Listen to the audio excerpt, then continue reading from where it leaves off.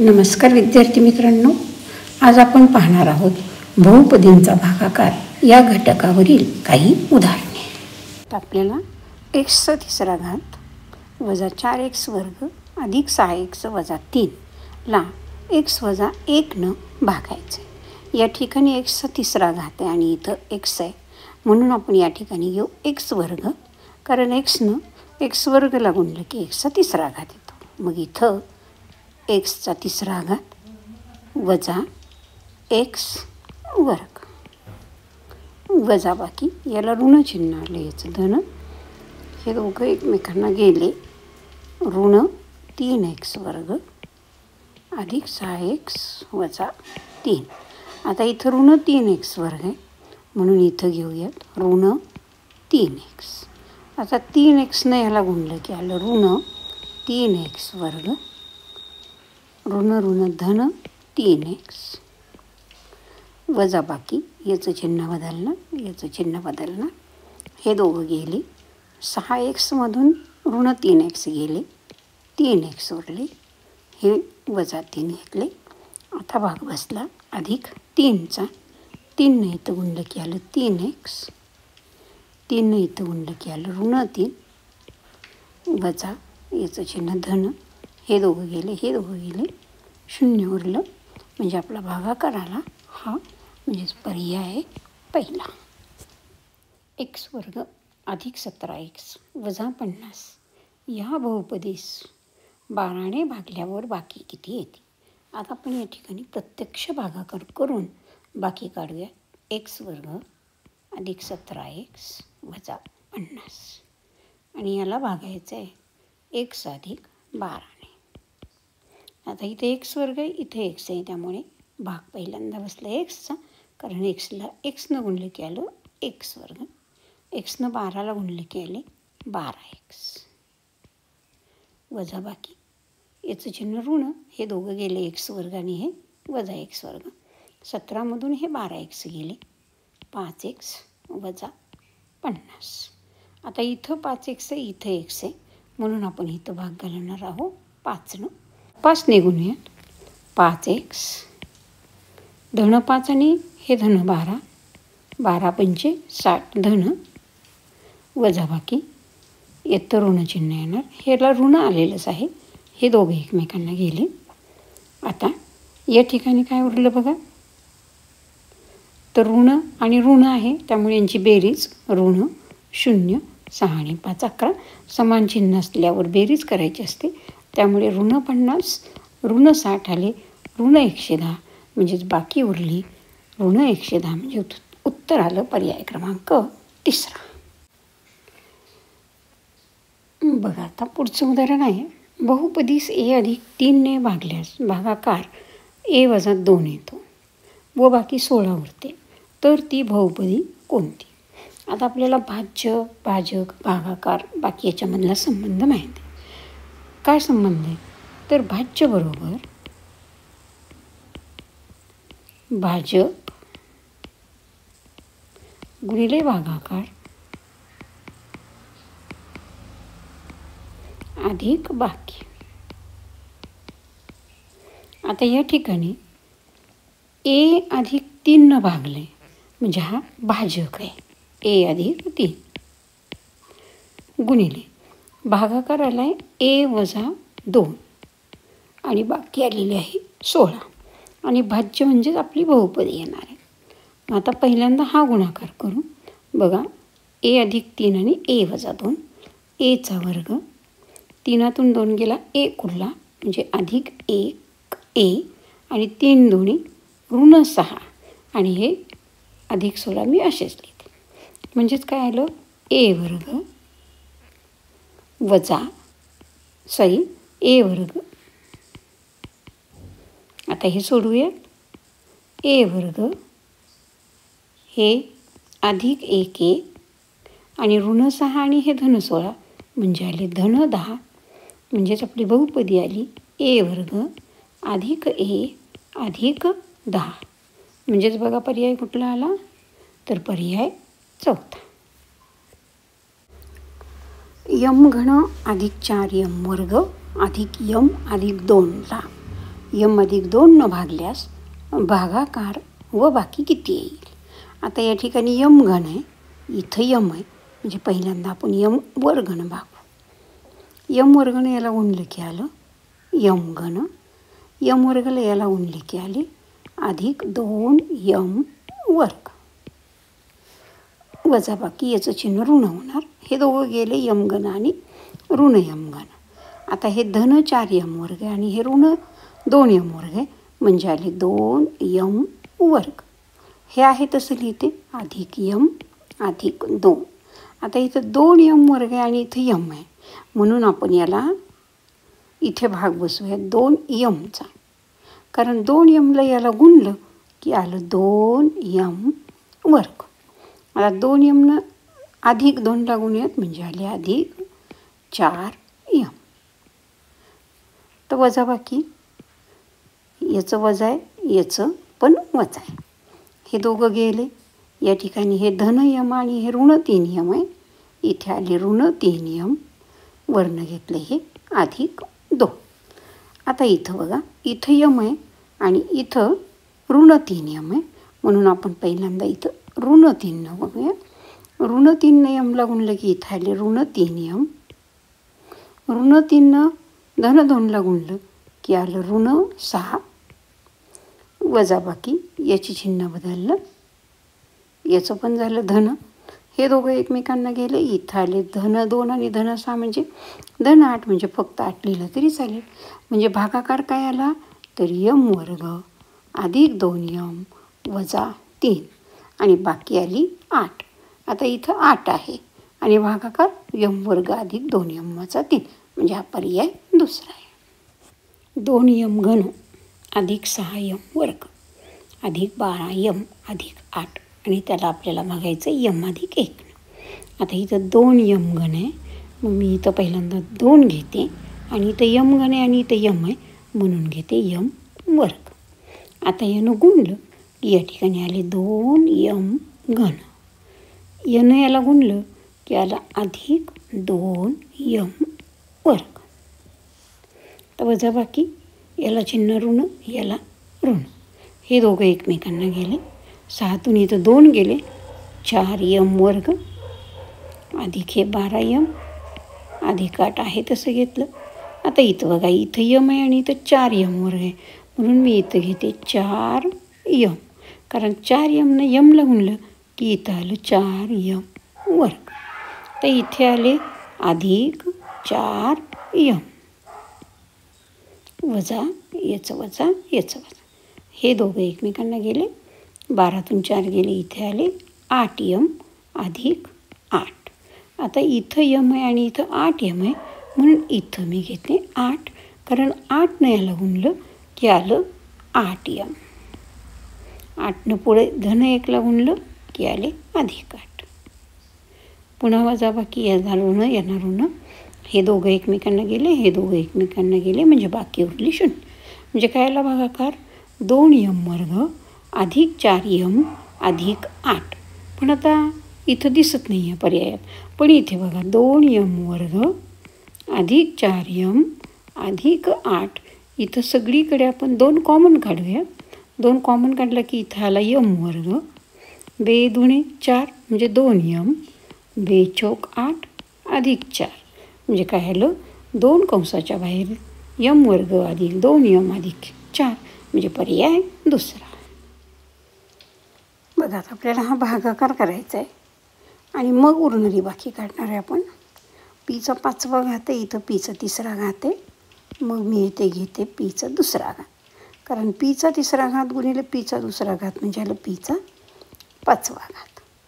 P वर्गनं ऋण 4p लावून की इथे आले ऋण 4p वर्ग वजा याचं वजा याचं धन. तर आता या ठिकाणी आलं ऋण पीचा 4था घात अधिक 4p आणि 4p 8p वर्ग अधिक 4p. तर इथं पीचा 4था घात आहे, इथं पीचा 3रा घात आहे, म्हणून इथं गुणूयात ऋण पीनं. तर ऋण पीनं याला गुणलं की आलं ऋण पीचा चौथा घात. ऋण पीनं इथं गुणलं की आलं धन 4p. पुन्हा ऋणचिन्ह म्हणजे यांचं हे धन झालं आणि हे ऋण झालं. हे दोघं एकमेकांना गेले. 8p वर्ग आहे तसंच मांडला आणि हे धन 4p आणि हे ऋण 4p एकमेकांना गेले. म्हणजेच बाकी उरली 8p वर्ग.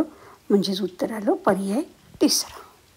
बघा आता आपल्याला xचा तिसरा घात अधिक 4xचा पाचवा घात अधिक 7x वर्ग वजा 3xचा तिसरा घात अधिक 5xचा चौथा घात वजा 5 या बहुपदीची कोटी विचारली आहे. आता कोटी म्हणजे बहुपदीतील चलाचा सर्वात मोठा घातांक. सर्वात मोठा घातांक. आता सर्वात मोठा घातांक या ठिकाणी किती आहे? इथं 3 आहे, इथं 5 आहे, इथं 2 आहे, पुन्हा इथं 3 आहे, इथं 4 आहे. म्हणजेच 5 हे सर्वात मोठं आहे. म्हणजे 5 म्हणजेच कोटी किती आली? 5. म्हणजे पर्याय चौथा. 5m वर्ग वजा 2m अधिक a या बहुपदीस m वजा 2 न भागल्या बाकी 9 उरते. तर एची किंमत आपल्याला काढायची. आता आपण पहिल्यांदा हा भागाकार करून बाकी काढूयात. 5m वर्ग आहे. इथं मी 5m न गुणते. 5 न इथं गुणलं की आलं 5. m न गुणलं की m वर्ग. 5m न इथं गुणलं की आले 5 दुनी 10m वजा इथं धन वजाचं धन झालं. हे दोघं गेले. इथे आले धन 2 आहेत आणि हे ऋण 2 आहेत. म्हणजे धन 8m अधिक a. आता अधिक 8 गुणूयात. 8 इथं गुणलं 8m. 8 इथं गुणलं ऋण 8 दुणे 16. इथं ऋण इथं वजा बाकी करणार. म्हणजे हे वजा झालं हे अधिक झालं. हे दोघं गेले. म्हणजे इथं काय राहिले a आणि हे अधिक 16. पण बाकी 9 उरते. परंतु बाकी बरोबर 9 आणि म्हणून a अधिक 16 बरोबर 9 आणि म्हणून a बरोबर 9 वजा 16 म्हणजे चालले ऋण 7. म्हणजेच उत्तर आलं पर्याय दुसरा. 12x वर्ग वजा 8x अधिक 5 या बहुपदीला 2x वजा 1 ने भागल्यास बाकी किती उरते? आता प्रत्यक्ष आपण भागाकार करूया तिथे. 12x वर्ग वजा 8x अधिक 5 आणि याला कितीनं भागायचं आहे? 2x वजा 1. पहिल्यांदा इथं 12 इथं 2 आहे. 6 न गुणले की 12 येतं. बेसक्कून 12. इथे x आहे, इथे x वर्ग आहे म्हणजे इथं फक्त x. म्हणजे यानं याला गुणलं की आलं 12x वर्ग. यानं गुणलं की आलं ऋण 6x वजा बाकी याचं ऋण याचं धन. हे दोघं गेले. इथं उरले ऋण 2x कारण हे ऋण 8 आहेत आणि हे धन 6 आहे. अधिक 5 आहे तसेच. आता इथं ऋण 2x आहेत, इथं ऋण 2x आहेत. मग आता गुणूयात आपण. आधी ऋण 1 न गुणूयात. ऋण 1 न गुणलं की आलं ऋण 2x. ऋण 1 न इथं गुणलं की आलं ऋण धन 1. म्हणजे इथं ऋण वजा बाकी आहे. या वजाचं झालं धन, या धनाचं झालं वजा. आता हे ऋण 2x आणि हे धन 2x गेले. 5 आणि हे वजा 1 आले 4. म्हणजे बाकी उरली 4. म्हणजे उत्तर आलं पर्याय पहिला. बघा आता पुढचं उदाहरण आहे. x वर्ग अधिक 17x अधिक 70 आणि त्याला भागायचं आहे x अधिक 10. आता या ठिकाणी बहुपदीचं पहिलं पद x वर्ग आहे आणि इथं आपण भागणार आहे x अधिक 10 त्याचं पहिलं पद पण x आहे. म्हणून मी x न गुणते. मग काय आलं x गुणिले x वर्ग. x न 10ला गुणलं 10x वजा बाकी चिन्ह बदलणार. x वर्ग कॅन्सल झाले. उरले 7x वरून घेतले 70. आता गुणूयात. अधिक 7 धन 7 किंवा अधिक 7. 7 न गुणलं 7x अधिक 70. पुन्हा चिन्ह बदलली. म्हणजे 7x कॅन्सल होती, 70 ऋण 70 कॅन्सल होतील, बाकी 0 उरेल म्हणजे भागाकाराला 1+7 म्हणजे पर्याय दुसरा. y वर्ग अधिक 10y अधिक 24 या बहुपदीस y अधिक 4 भागल्यास y अधिक b हा भागाकार येतो आणि बाकी 0 उरते. तर बीची किंमत किती? बघा, आपल्याला भाज्य, भाजक आणि भागाकार यातला संबंध माहिती आहे. काय येतो संबंध? तर भाज्य बरोबर भाजक गुणिले भागाकार अधिक बाकी. आता इथं हा भाज्य आहे, y वर्ग अधिक 10y अधिक 24 बरोबर भाजक y अधिक 4 आहे, भागाकार y अधिक b आहे आणि बाकी किती आहे? 0 आहे. याचा अर्थ काय? तर y वर्ग अधिक 10y अधिक 24 बरोबर एका कंसात y अधिक 4 आणि दुसऱ्या कंसात y अधिक b. आता आपल्याला माहिती आहे की या त्रिपदीचे जर आपण अवयव पाडले, y वर्ग अधिक 10y अधिक 24, शेवटचं पद 24 आहे, म्हणजे आपण 24ची फोड अशी करतो, 6 चौक 24 आणि 6 4 10. इथं धनच चिन्ह आहेत सगळी, म्हणजे याचे अवयव काय येणार आहेत? एका कंसात y अधिक 6 आणि एका कंसात y अधिक 4. आता त्यातला y अधिक 4 हा कंस इथं आहे आणि y अधिक b म्हणजेच हा आहे, म्हणून म्हणजेच याचे मी अवयव इथे लिहिते. y अधिक 4 y अधिक 6 बरोबर y अधिक 4 कंसात y अधिक b आणि म्हणून y अधिक 6 बरोबर y अधिक b. आणि मग जर हे कम्पेअर केलं, तुलना केली, तर 6 बरोबर आलं b, म्हणजे बीची किंमत आली 6, म्हणजे पर्याय तिसरा. x वर्ग अधिक 4x अधिक 9 या बहुपदीस x अधिक a ने भागल्यास भागाकार x अधिक a येतो व बाकी 5 येते. तर a ची किंमत काढा. आता पुन्हा भाज्य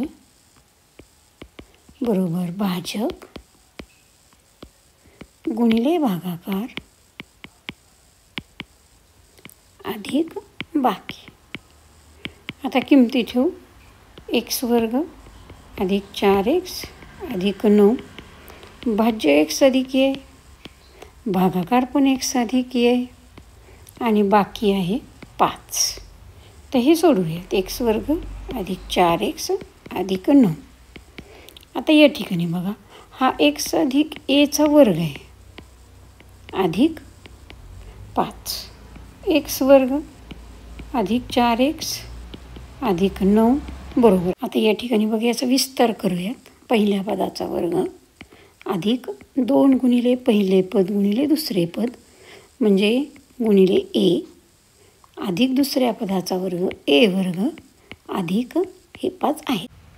बघा, आता आपण यांची तुलना करूयात.